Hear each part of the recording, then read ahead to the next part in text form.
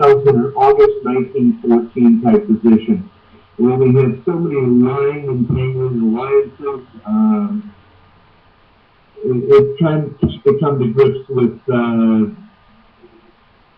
just some of the outright insanity in Israel, which is, I don't even know where to begin to start with that, but Americans get lied to such a degree about who and what Israel is. It's a military dictatorship run by extremists who have invaded other countries, stolen land, they're running an apartheid state. Israel is full of good and bad people. Christians are persecuted there. There was no Christmas there. Churches are attacked.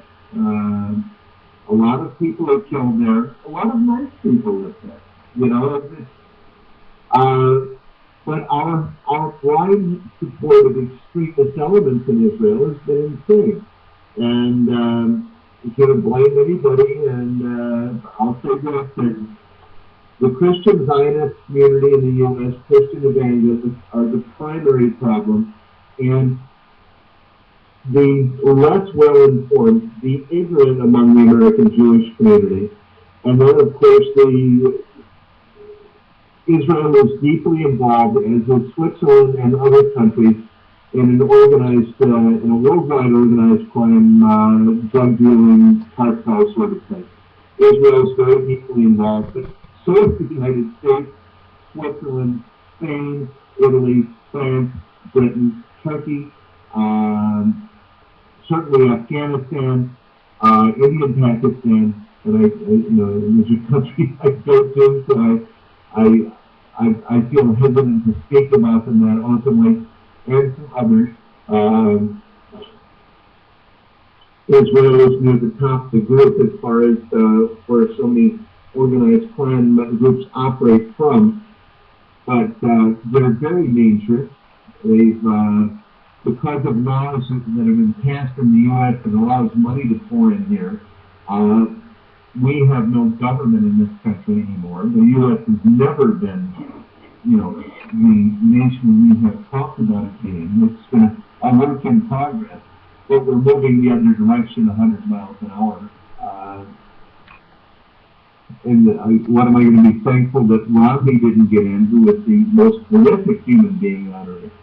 But right now we have two political parties that are advocating gun control. Now, Gordon, let me just stop you there for a second, because there's a dual side to this thing.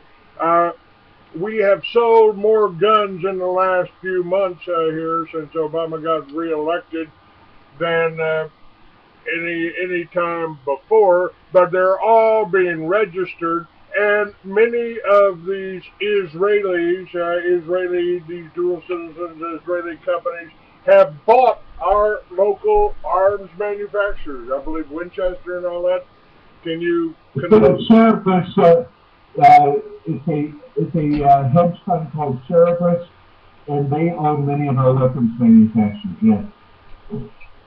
So. It's like the drug trade. Now, I want to, in my book, I talk about, and I'm... Clayton, let me start screaming at people. You always do better when I scream at people anyway. All right. A couple of points, Clayton. First of all, when you give a pig a gun, you have an armed pig.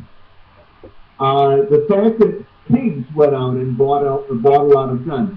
And these pigs, of course, if you're worried about Homeland Security kicking down your door, then worry about an NRA kiss-ass standing next to them. A right-wing, Zionist-controlled, television-watching Fox News moron that went out and bought a bunch of guns that belongs to the Israeli-run NRA, already, arming our own enemies within the U.S., the domestic threat, our red state knuckle-dragging idiots who are led around by Wall Street television. And be real clear about this. I'd send them all to some other country. I live with Fiji. I don't care if there's 40 million of them, and I believe there are.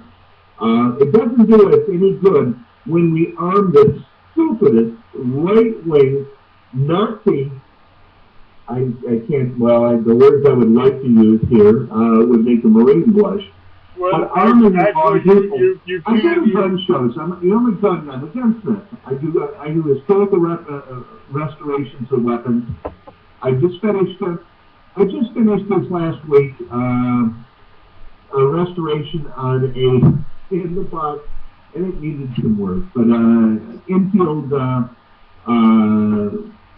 4 Type 1 303, made by Savage Arms in 1943, and it is now, it can be carried at the tomb of the unknown infield carrying person. Iron sight weapon. That's a 303. I can probably hit you from prone position with that in a single shot if you're not walking too fast at about 650 meters with iron sights. 650 meters. And I'll tell you, you try a 223 with that, you could swat that bullet out of the air. It would be harmless at that range. This is a engaging bolt action weapon. Close up, it would blow through bullets of a level 3 bulletproof vest like nothing. It's bolt action, holds 10 rounds. It came with a case, by the way, I bought it. It came with an entire case of ammunition, stripper clips. No one bought. World War II stuff in desert camp. It's an historical weapon. I'll never fire it. It's absolutely beautiful right now.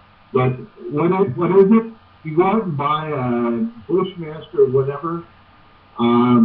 For a guy that shoots, this is the shooter's weapon. It's big, it's clunky, and it will hit anything. It is genuinely dangerous in the right hand. My case, it's locked up somewhere, finished, it's got a coat of oil on it, it's going to stay there. The idea, this is what I just get so angry about is two issues. One is talk about assault weapons. First of all, a 223 AR-15 and is not an assault rifle because it doesn't use full automatic. Well, I've carried these things in the Marine Corps. I'll tell you, I have never fired one on full automatic.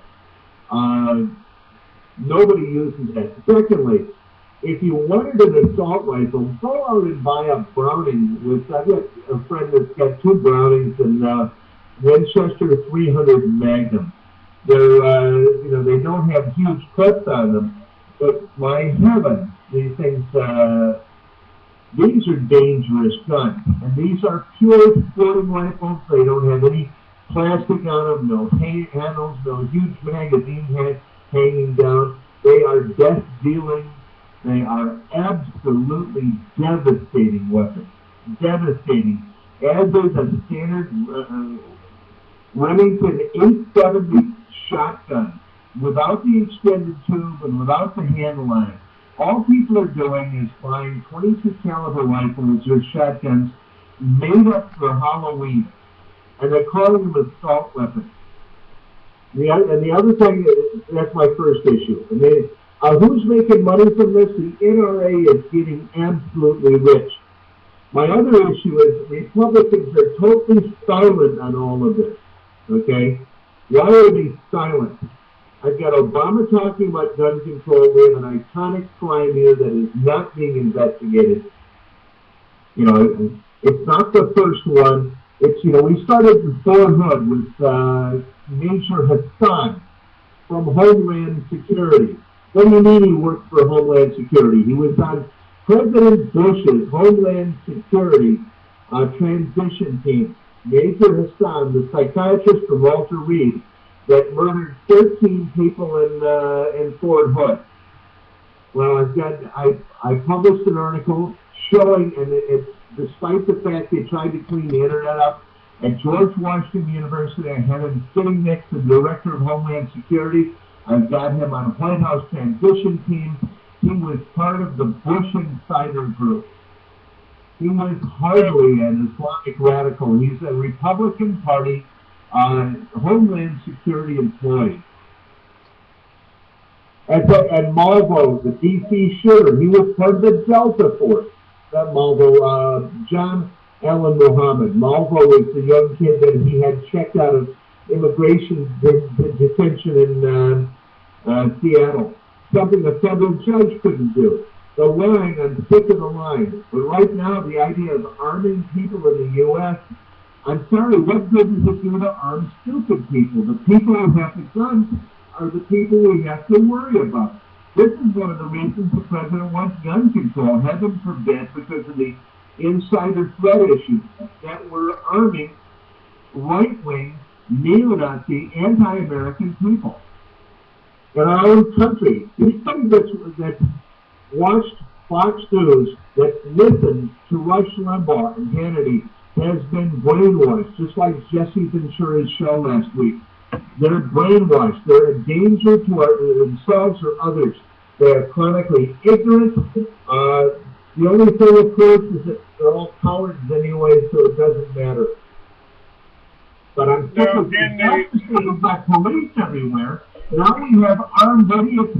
If the police kick down your door, the armed morons are going to be with them. No one wants to take their guns because they're the slaves of the oppressing class. Anybody that watches Fox News, anybody that belongs to the NRA, is part of the oppressive groups that we have to worry about. It's the NRA members that are the people that we have, that are, if anything, our enemies. I have made the comment. When Clinton was in office, I was fairly comfortable with being called a right-wing extremist. But when the real right-wing extremists got into office, in the form of George Bush, maybe I became a liberal. I don't really know, you know? We've had this talk before.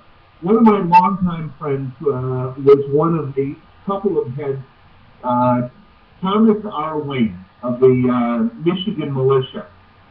When Bush was elected president, the Michigan militia disbanded, saying that they finally had the government they wanted. They had a stolen election, an overthrown government. Immediately, 9/11 was planned. We were sent to two oppressive wars. The country was flooded with drugs. The Supreme Court overturned our Constitution. The Patriot Acts were passed. We lost every semblance of civil rights. Our Constitution was destroyed. Our economy was looted. The people of the Michigan militia said they had the government they wanted. America was destroyed. The world economy was destroyed. Two wars were started. We became slaves of the Israeli state, and that was what the Michigan militia had fought for, to destroy the United States and turn it into a Zionist dictatorship. That was the idea of the militia movement. And let me stop you for a second here. Let me stop you for just a second. Because in my book, Mystery Babylon, and how I started on this whole path that I'm on right now, I got the documentation from Colonel Edward P. Catolo, Special Forces Commander out of Air, Massachusetts, after he was killed by Michael Harari, the Mossad agent that was handling Manuel Noriega, George Bush's partner. George Bush was CIA director, and Colonel Catolo made the statement, this is while you're watching Fox News about Iran-Contra, but what you didn't see, folks, is in my book, Mystery Babylon, in detail, that George Bush was covering for the Mossad, covering for the Israelis. He was running interference for them. The CIA and the Mossad were bringing all of the cocaine into this country. They were shipping it in by Barry Seal, who I also had the pleasure of meeting. Gave me some of the best Oaxacan I've ever had. And that was up in Dallas, folks, long before I understood what was going on. And Barry Seal flew the drugs into a safe house, a safe state, into Mena, Arkansas, where they were protected by your next president, Bill Clinton. Clinton? Yes, sir. Do you know who hired all the pilots? No, sir. Yes, you do. Okay. I hired all the I hired all the pilots, Clayton. Okay. I hired it for a detective agency in Memphis, Tennessee. Uh, I would say it was run by a guy named Saunders, but I won't necessarily say that. The plan was publicly that we were going to restart the Phoenix program in Nicaragua, something that an idea that I opposed at the time. I was sent out on one meeting to set up the hiring of the pilots that were used. The operation, as I remember it, and I sat through the meetings on these operations. I was there. I worked for the Reagan administration club. As I remember, the airports we used were in Mississippi, Alabama, southern Tennessee. I don't remember Arkansas, but it very well could have been, but it was several. We also used boats that were servicing the oil platforms. I watched you unload that at the Atchafalaya Swamp. I sat on the porch next door and watched them unload those boats from Zapata Oil into the right off of the Atchafalaya, in the middle of the Atchafalaya So Swamp. two companies we dealt with. One of them leased oil platforms. The other one built electric motors for oil platforms and serviced those. And they supplied the boats. The deal was they were in trouble with the SEC for a scam involving a gas pipeline system in Ohio. The deal was that we would get them out of the SEC problem if we could use their boats. None of this mentioned cocaine, but I was certainly never told about cocaine business, although later I came to know about it very, very well, as did anyone that worked for the government. You couldn't walk across the street without tripping over $20 million in cash in a trash bag, or somebody with a van load of a black Chevrolet van, by the way, loaded with cocaine. They were everywhere. With teams driving cocaine. I can still name some of the guys. And it was as far as Iran-Contra, remember that Iran-Contra could never have been run if all of the weapons weren't shipped through Israel. And part of running Iran-Contra was taking advantage of the relationship between the Saudis, the Israelis, and at that time, we had it was a rather unusual relationship with what was supposedly our enemy Iran, who still tried to keep those weapons that we shipped over there. It's funny is how many of the weapons from Iran-Contra, especially the TOW missiles, they kept shipping years and years later. We kept shipping TOW missiles to Iran, and they kept sending to Hezbollah. And the Israelis wondering why the Turks are knocked off their tanks. We shipped, I don't know, we admit 1,500 TOW missiles, but it went on for years. And it went on after the Iran-Contra investigation. We were still shipping TOW missiles over to Iran. I don't know when the weapons shipment stopped, if they ever did. We could still be doing it, Clayton. I have no idea. But we probably are.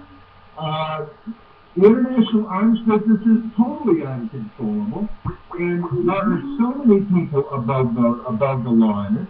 I couldn't imagine the Israeli brokers and the Saudi brokers who make so much money selling arms, not selling arms to Iran. Why would they stop? Because they make money, they're above the law, they can't ever be caught. Why would anyone stop doing it? The idea, I watched the movie Gross Point Blank, which I recommend to everyone. It's a funny with the John Cusack and Dan Aykroyd. But the ideas of nation states, people that take this news seriously, like any of it's real, everything is about money.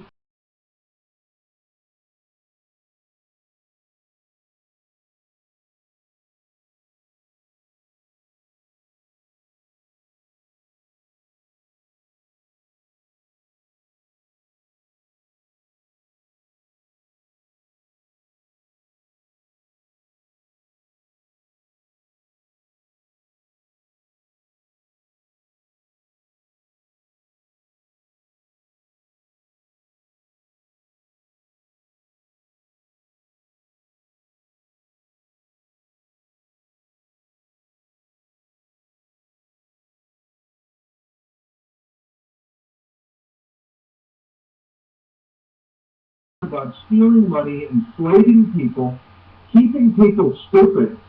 You know, the American people, it isn't an accident here that our IQs have gone down 17 points. It isn't an accident that, you know, I can stand about 1 minute of Kennedy. He is so utterly ignorant. Limbaugh is so ignorant. O'Reilly is so ignorant. You can turn on CNN and Fox. They're so they lie so they didn't they lie offensively. President Obama makes me hurt. You know, I was talking to in 1996.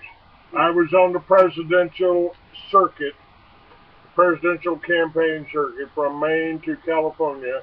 And I was in Arizona congratulating Pat Buchanan on basically winning the Arizona primary. And I asked him about the Federal Reserve.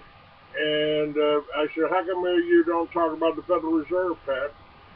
He said, well, I just don't know enough about it to talk intelligently about it. I said, after 3 administrations? You what?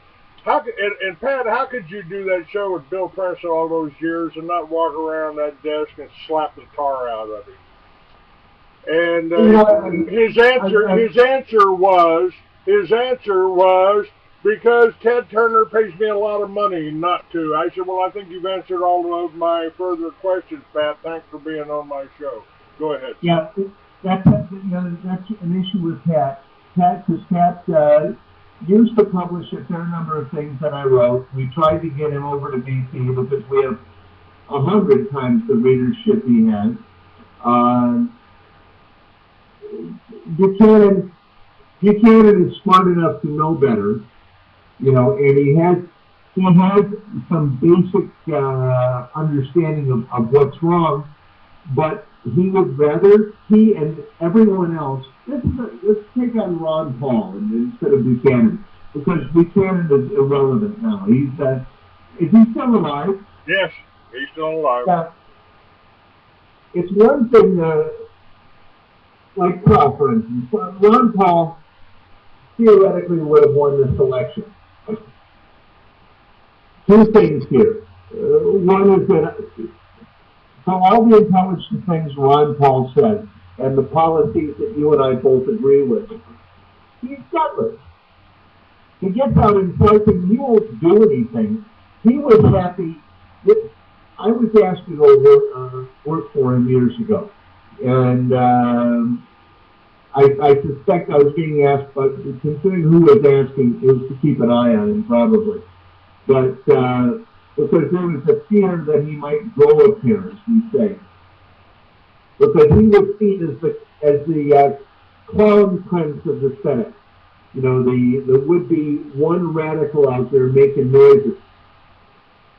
Well, how could he be any of the person that we wanted him to be and support his son, who is the worst piece of crap in the world?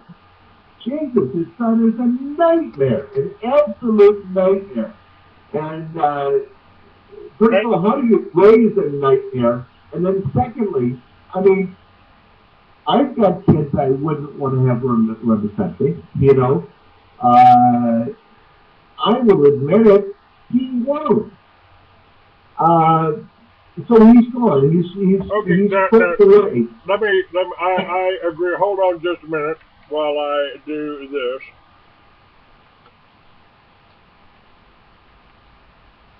Save that one.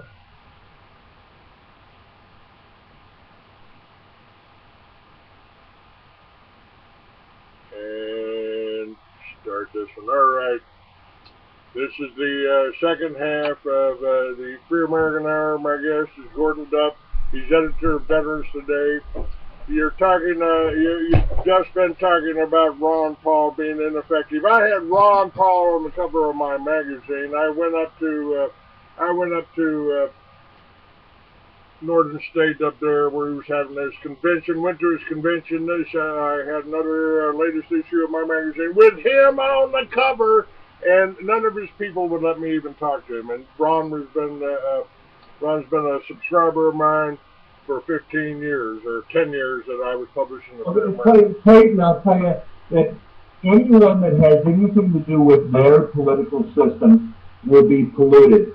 Anyone that watches the mainstream press or its shadows the hundreds of websites that are just not sort of Family Security Matters or WorldNet Daily or the National Post or and then frankly I have questions about Counterpunch or which will have so many placeholder lukewarm managed consent websites. We have hundreds of them. And then, of course, there are 1,000 bloggers. You know what I appreciate? I really appreciate the fact that at least the ADL gives me a lot of publicity. Over the last 2 weeks here, when I wrote about Mike Harris's issues with Israel over Sandy Hill, and I wrote a simple article in this reporting Harris. The readership on it, I know out of one publishing alone, we had 120,000 combined Facebook and other shares. Out of just one website, 120,000, which would make the readership not only 6 million, possibly 10 times that. And without having a full page attaching me in the Washington Post, WorldNet Daily, the Times of Israel, which is run by a former Mossad chief, is really not a bad guy, by the way. But without having the Washington or the LA Times, the New York Times, the Wall Street Journal, full pages attached. Veterans Today has really never had that much publicity. We really like that. We couldn't do any better. But I at least appreciate being noticed that yes, we are nothing but vicious anti-Semites and spies from Russia, Iran, and Pakistan, they claim. Russia, Iran, and Pakistan, actually 38 countries, mostly American. And the other thing, of course, from my other friends out there in the Israeli sites that pretend white supremacist sites that the ADL pays for.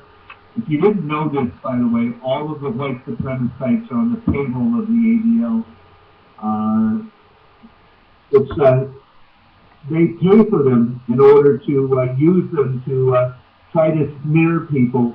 It's like the NRA does. Whenever there's anti-gun legislation, they write it because they use it to make money. Now, let me stop you for a moment because I haven't had Larry Pratt on for a while. He's my in-house resident expert on Fast and Furious. Fast and Furious. I mean, here I think, in my analysis of this, is that we had a criminal agency, the ones that killed all the children in Waco and Oklahoma City.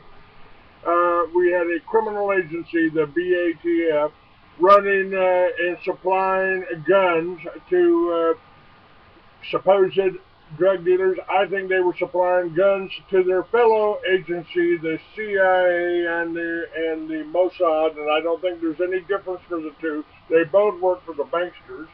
They both work for Israel. Israel is laundering all the money. The Jewish bankers are laundering all of the money for the. Actually, Israel has no powerful banks. Israel launders their money through Zurich and through Israel banks. Literally, they bank through Dubai. Without Dubai, Israel would be harmless. It's not just if you're looking at Israel alone. Just realize that Israel includes Turkey, Saudi Arabia, Kuwait, Bahrain, and the United Arab Emirates. That's also part of Israel. And prior to the Arab Spring issue, Egypt was an Israeli province, and there are those people who try to pretend my phony anti-imperialist closet Zionist. Gaddafi, who I actually knew Gaddafi, the only person that really had met him of any and over the years was that he was a banking client at one point. He had sons, but and I admired a lot of things about him. But he had decided, as a means of survival, to go into business with Israel in a very big way. In 2003, he cut a deal with the Bush family, went on board with Israel, allowed Israel to build chemical weapons plants in Libya, to store weapons of mass destruction there. One of the issues that we're dealing with right now is that the Army Corps of Engineers is having to move a bioweapons facility from Libya back to Israel because, well, you know, when the BBC cameraman last year got into intelligence headquarters in Tripoli, they found not only were a lot of things in English there, but there was clear evidence that Gaddafi's intelligence service was managed by Israel. One of the first things when Syria was attacked, and they were attacked, let's say that's the first person that Assad turned to last year was Israel. The first country that Gaddafi turned to was Israel. All these pretend enemies. Everybody's in the same business together. One of the reasons people stay close to Israel, and anybody that's afraid of the U.S., and anybody who's not afraid of the U.S. is nuts. You should be afraid of the United States. We're crazy. Is that if someone befriends Israel, they believe that they're safe from attack by the United States.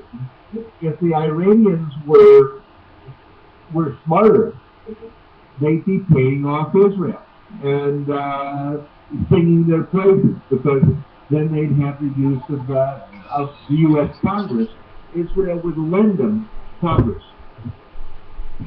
I was thinking if I wanted to meet someone in Congress, all I'd have to do is really call friends of mine in Tel Aviv and say, hey, can I have lunch with this senator, that senator? And they make a call from Tel Aviv, and they send an Air Force jet to pick me up, one of the drug planes, and fly me to Washington, put me up in a hotel, and I could go sit in the Senate dining room like I used to. All right, now you got off the subject just a little bit here. I want to know about the drug dealers.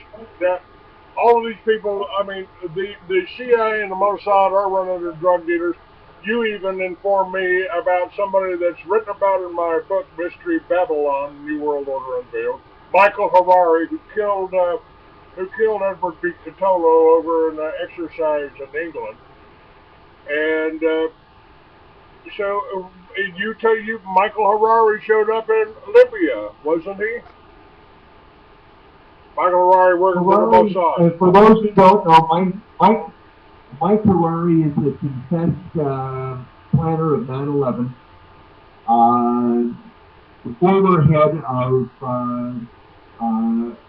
operations for the Mossad on September 12th, 2001, while in Bangkok, Thailand, Michael Harari at a celebratory breakfast,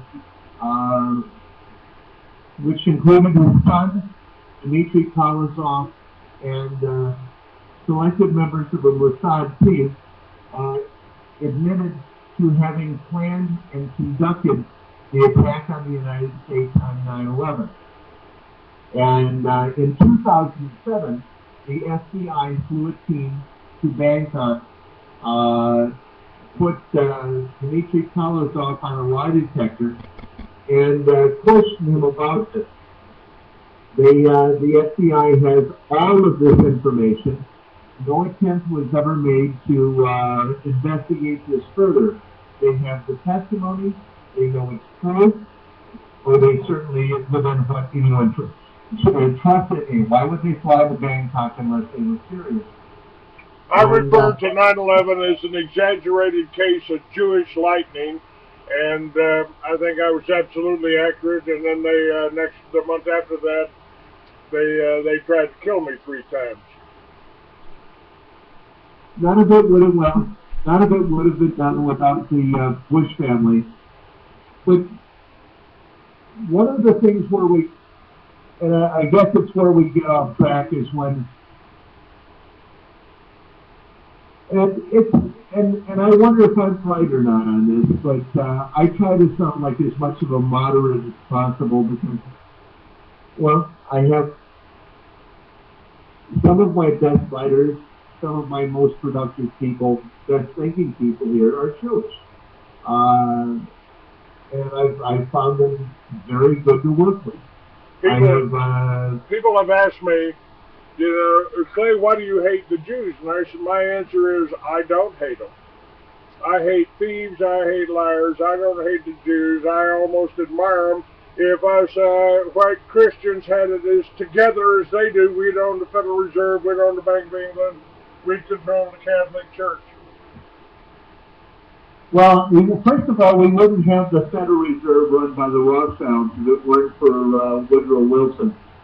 And Colonel House was his handler. The way the way Henry Kissinger controlled a number of presidents, right? You know, the idea that Kissinger was handling Nixon, who of course is probably smarter than Kissinger. Kissinger's not a particularly bright bulb, never was. Where anyone got that idea? I never saw an original thought come out of Kissinger's mouth or writings ever. He's just dullard. All you know, I picked this up even to some extent here. For a period of time, I represented key groups within the Emirates and elsewhere, meaning I financially represented some very powerful people. And the more money I represented at the time, the more intelligent everything I said was, depending on who I represented. So I could get to see not only anyone I wanted, because I represented so much money, but anything I said that seemed funny, people would laugh at. I was always invited to everything, based on who I represented, based on how much money was behind it.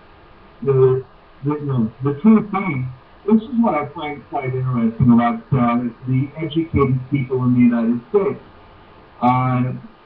Why send kids to school when there isn't a textbook outside of engineering that isn't another fabrication? You read it.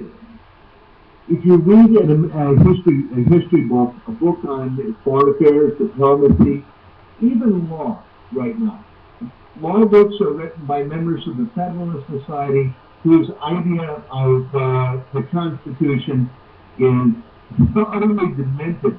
But if you go to law school, and lawyers I find an interesting group of people because they're at least disciplined thinkers. Some of them are very talented people. They're very good at skills. But if you run into anyone that's genuinely smart, it's going to be a lawyer. But as far as who we have teaching in universities now, universities exist to rubber stamp the most vicious lies that propagandize our society. They're centers of absolute ignorance. Universities are returning the United States to the Dark Ages. These business schools, for instance, they've created a model that's built on corporatism, the accumulation of derivative capital, and widespread theft. We don't require an economic system. You know, Clay, there's a simple issue here of why people live in this country. Are we here for the people of the United States, or are we here as slaves to some sort of world financial system? I have said that they have refined the art of slavery to the point that the slaves don't know they're slaves. I'm not a slave, man. I can go get my pickup and go down there and get a beer or watch, you know? It's called economic slavery, and we are slaves to these banksters. Whether they're Jewish. You know what I think, Clay? I'm living in, I'm economically secure. I have homes outside the U.S. You know, I've got a horse farm. I've got vacation homes. I drive expensive cars. I live very well. You know, I'm on 1%. And it has an effect if I didn't remind myself that I'm looking at people. Every time I leave the house, I'm looking at people who are one paycheck from starvation. But in this country, anyone that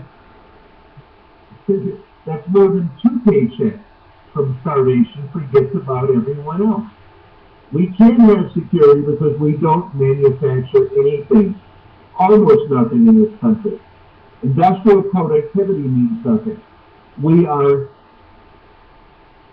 It's like we've jumped out of an airplane with no parachute.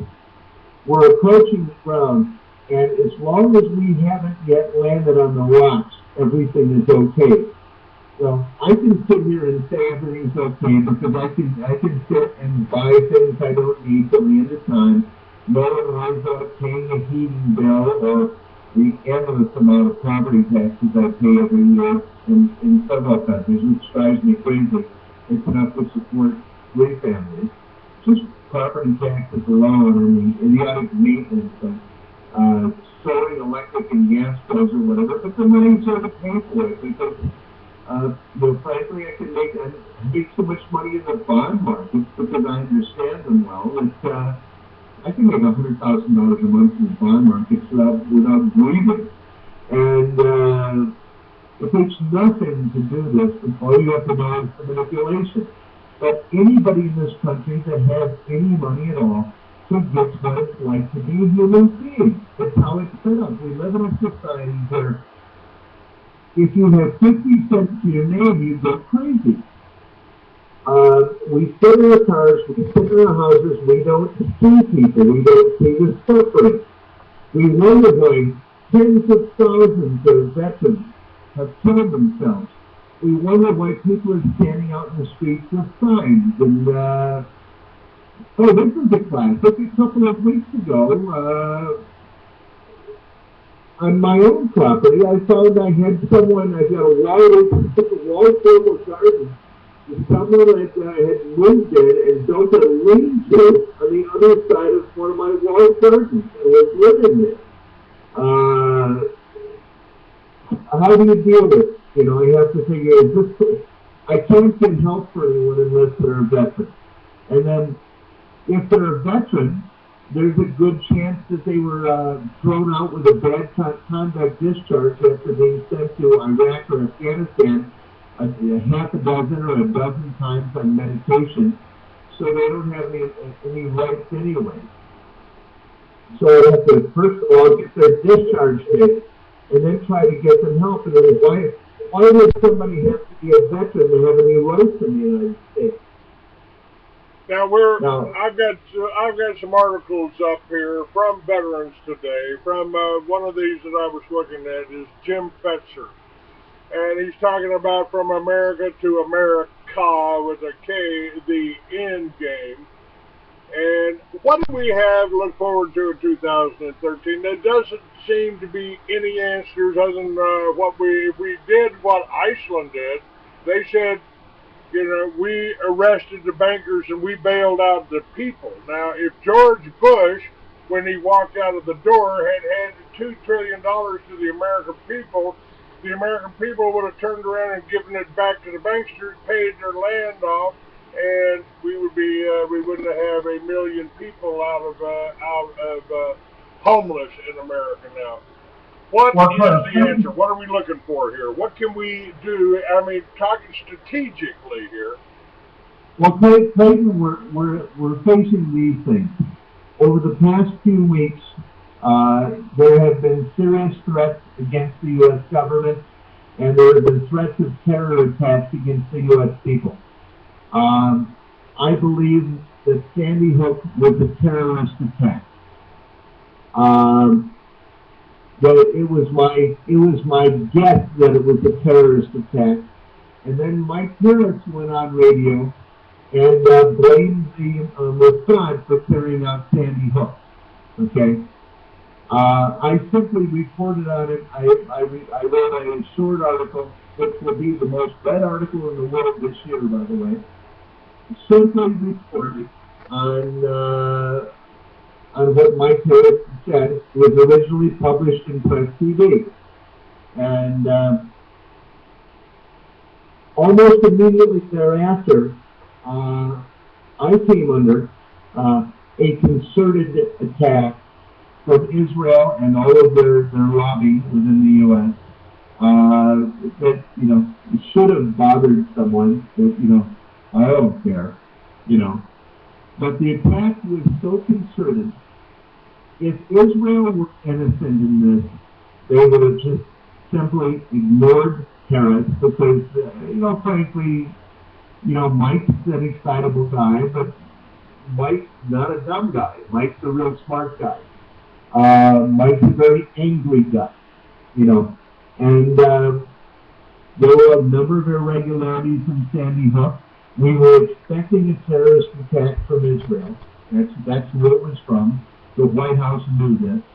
That's why there had been, you know, the election didn't teach you that there's something wrong with the relationship with the Likud in Israel, and that there are terror attacks against the West that are planned by groups within Israel and within the U.S. and Britain and elsewhere. If you don't know this goes on, you know, Clay can really tell you about it anyway. But we were concerned there was going to be a terrorist attack. We were warned of this on November 21st by President Obama as he flew back from the Far East, from I will call the country Burma.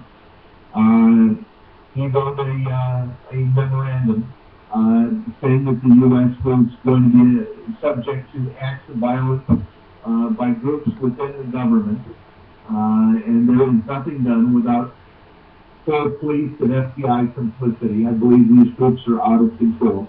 But the president himself warned us about this. Was Sandy Hook a terrorist attack? Mike Harris said so. And then after I saw the response to Harris, the attacks within the Times of Israel, Washington Post, and whatever, the overreaction, I took as a confirmation and a full concession. So it's my belief, based on the response, that the likelihood that this was a terrorist attack at Sandy Hook is very high. Now, it's not the first one. We got Waco, we got Oklahoma City, and we've had Columbine. Now we've had the shootings in the Aurora and Sandy Hook. Both. And what about all that being planned or at least promoted? No, we have real crazy people, and I did a short article on Jesse's Insurance Mind Control. I'm actually going online here as we speak. What if anybody's read this? I just pulled it up. I got an email from one of Ventura's staff members. I never get one from Ventura, which is fine. But yeah, we've got about 5,000 people that read this here. It looks like on DT, so it's you know, not really a big article on DT. It's called Ventura's Brain Invaders, and I simply put his video up so that people be able to see this. But what I do know is that one of the companies I work for a defense consortium out of Switzerland, and one of the companies we work with holds patents for technology that has allowed certain algorithms used within mass communication to control human thought, program memory, and program emotion. What I know we are capable of.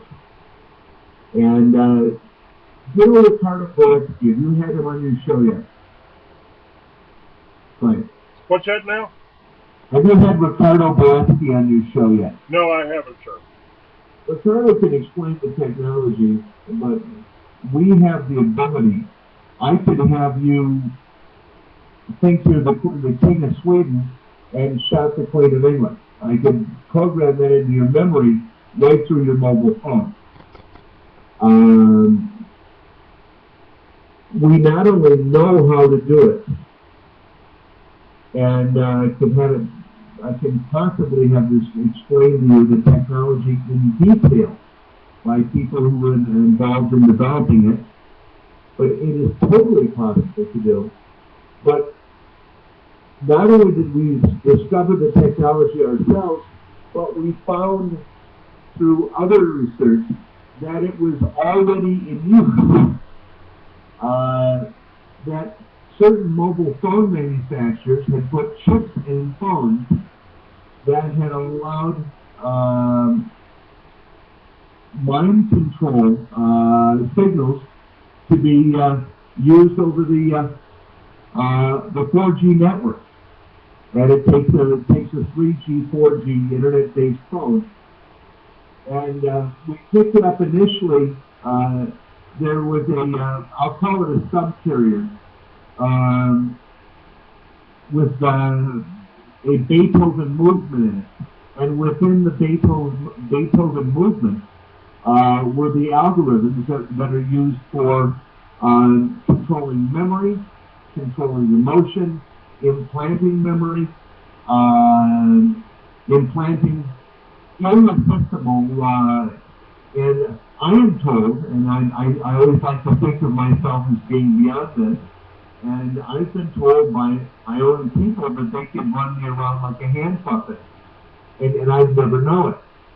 The interesting point is it being done to me now. You know, is it me even talking?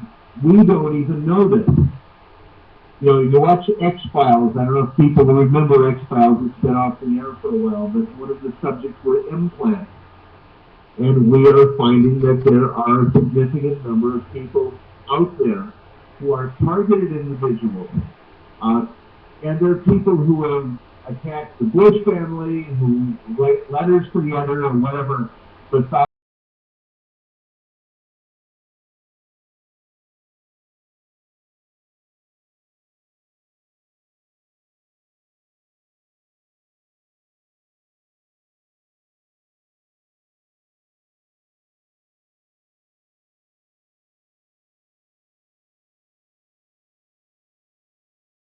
being done to people. So Ventura, did a story about this. I know the technologies exist. I have had them explained to me. I've been entirely read in on this and told that there's no way to protect yourself from this. Let me stop you for a second here and ask you about this.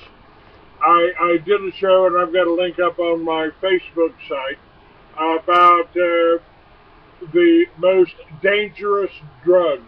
We're talking about scopolamine here. Drug dealer, they went down and filmed a drug dealer down in Colombia. He says that you can just blow a little bit of this in somebody's face.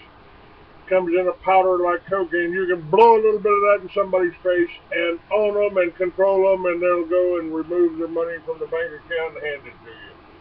Have you heard about this? Is that maybe, I think the plans is the Well, scopolamine patches are used for seasickness treatment.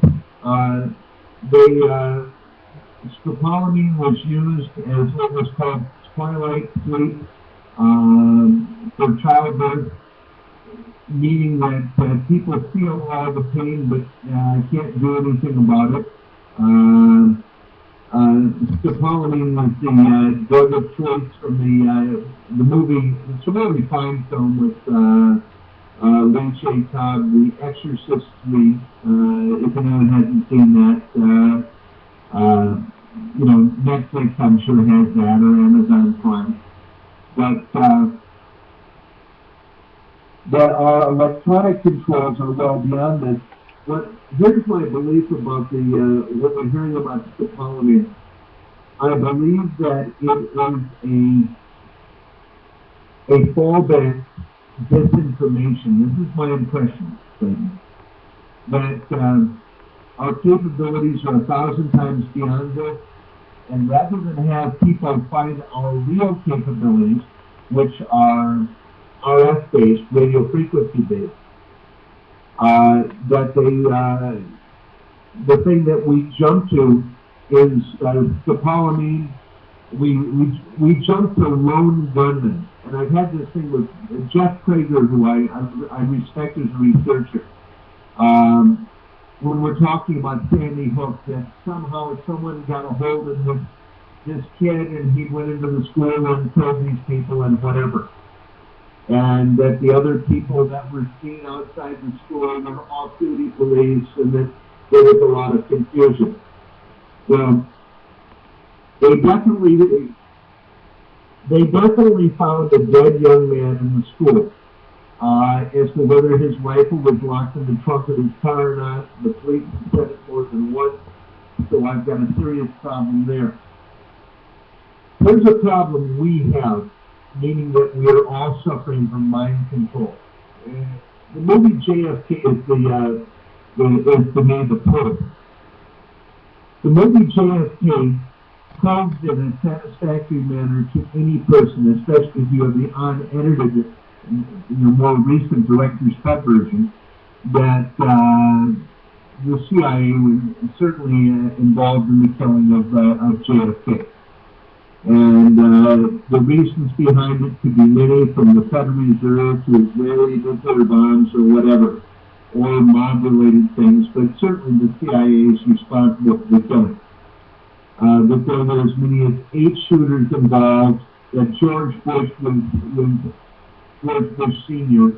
was very probably in charge of the project, that the photograph of Oswald out on the sidewalk was a cruder film. Those photographs were all clumsily altered, and that can be easily seen and proven now. But what we've done is I can take 20 facts here. Let's say if I have you state 20 facts, then I add a friend and have them add 3 more to you. And the last fact they add is the moon is made of green sheets. So you're not by yourself anymore. You are part of a group. And all I have to do to prove you totally wrong was to take one of the facts that the person attached to you says, that the moon is not made out of green sheets, which it may very well be, by the way. But and then suddenly everything you've said is wrong. Now, if we take the Sandy Hook, and there are as many as 100 separate facts that one has in question. We talk about the young man, and he visited all these rifle ranges. Well, funny, nobody's proven that. Well, Alcohol, Tobacco, and Firearms said it. Clayton, what are the chances you're going to believe anything that comes out of the ATF? Slim to none. Yeah. So that's a fact. What if the news, if a news organization like Fox or CNN or ABC tells you that something is a fact, is it a fact? No, not at all. Here's the question here. Where did the kid get the bulletproof vest? I beg your pardon? Repeat that? If Wanda, the would-be shooter at Sandy Hook, was wearing a bulletproof vest, where did he get it? That's right. I believe he was, the team went in, part of the team went in, killed his mother, killed him, took a gun, put it in the trunk, forgot to take it out of the trunk, dumped the body into school. That's the way I would read it. You're Sherlock bringing home. Of course they did. And the proof here is where they aren't looking. Where no one has ever asked this question. No one. You want to get them? You only need one thing. This is like with OJ. If it doesn't fit, you must acquit. One thing. If you think any American has ever purchased a bulletproof vest without Homeland Security finding out about it, you're full of it. Go on to eBay. Order bulletproof vest. It'll come from Homeland Security. And you enter a database as soon as you buy body armor. Not an assault rifle. You go to a gun, you go up and down the street, knock on doors. You've got $3,000, they'll sell you a $600 Bushmaster. That ought to cost $150 made out of cheap aluminum stamping. So, but try to buy a bulletproof vest. They track the purchases of all of those. You can't buy anything. Try this. Let's say you were going to be a criminal and you're going to drive it. I'm going to drive to Clayton's house and shoot it. Okay? Well, I have to pick out where do I get the car. Okay? I borrow a car from one of my friends. I go to the bank and I take out $1,000 for gas. Except that shows up because I've taken $1,000 out of an account. And then every time I stop at a gas pump, I'm photographed. So I've got to find gas pumps that aren't on camera. Maybe I can do that. Okay? And then, as I drive down the freeways, if you don't think you're on traffic cams, how do I get, in my case, it's about 1,800 miles to make it to where you are. I'm going to be on 200 different traffic cams. At least 5 or 6 times I'm going to be photographed by gas stations. I will be on 200 or 300 cameras from 8 p.m. I'm going to be on, in Britain, you're on camera continually. I mean, you should be wearing makeup and a costume and dancing in the streets because you've got 6 cameras on all the time. If you don't think you're photographed continually here, I couldn't get there. I couldn't possibly, unless I had a false identity of some kind, unless I had myself biometrically altered with some sort of mask and hair and a phony license plate and false credit cards out of Israel, let's say, I couldn't get across the country. The only people capable of doing anything have to be supported by an intelligence agency. The kid could not buy, you cannot buy body armor because he would have had to have taken money out of the bank. He would have had to have gotten it from a store. He would have had to have ordered it. Federal Express, UPS, or the mail would have delivered it. It would have been on a credit card purchase. A check would have been sent. A money order would have been sent. All of those would have left a trail. And if the shooter, excuse me, one thing I want to make a point because we're almost out of time here. Actually, we've been out of time for a while, but the shooters, if the kid was killed and dressed in a bulletproof vest, that bulletproof vest could have come from a police officer. All police officers are issued these bulletproof vests, and that means What if these shooters are walking around wearing the uniforms, wearing the bulletproof vest, and walking right there among the people that they've killed? How these are really done is you send 6 police in the school building and 9 walk out. That's how it's always done. They walk out, they've got their little helmets and visors on, they've got their SWAT outfits, they're carrying the same. Why would you use the same weapon as the police? So you can walk out the door with it. And of course we have the statement from the chief of police. The body was found and he had 2 pistols. That is the statement of the chief of police. From the newspaper, the local newspaper, interviewed the principal of the school. You're already aware that she was interviewed, and she was the first one to describe the crime, but she was also the first person shot. You know, that's interesting. How could you work that? How did they work that?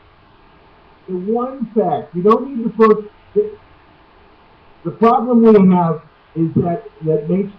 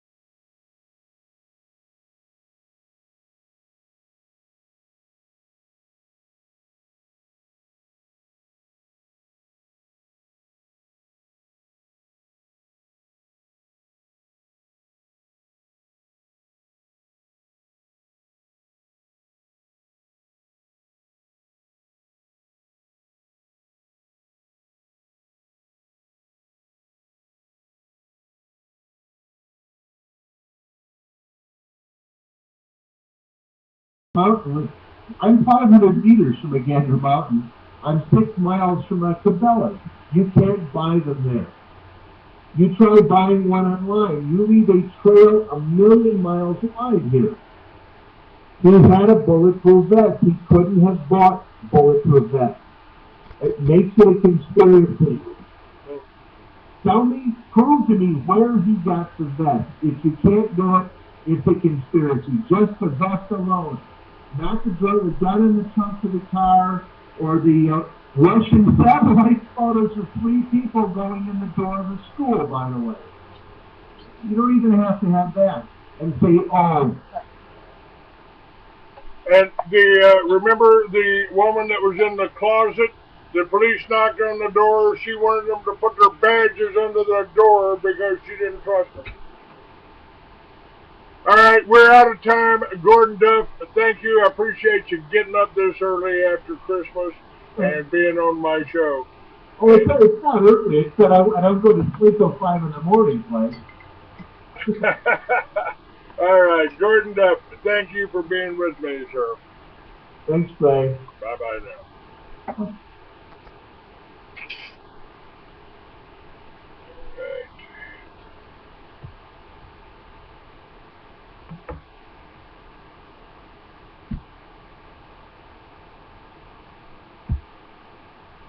Call recording has been completed. I can't believe I got through a show with Gordon Duff and didn't get blocked or booted or anything.